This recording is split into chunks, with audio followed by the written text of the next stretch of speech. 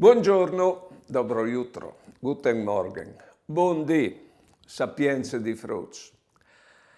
Une frutine votains. Il papà ha la chiatà di une più giovine de mame e le ha lasciate, alle lat. Queste frutine fevelave con la nonna e diceva: «Nonne, tu mi has dit che il signor Ruth è venuto dal cielo, ma ca ha avuto Sant Josef che ha fatto di papà e non ho disin che Sant Josef è il papà di Gesù». Benon. Allora, anch'io, tu mi has detto che sono venuto dal cielo, ma c'è molto poi di al sei Guido, l'uomo de mame, che mio pari, se non lo vedo mai.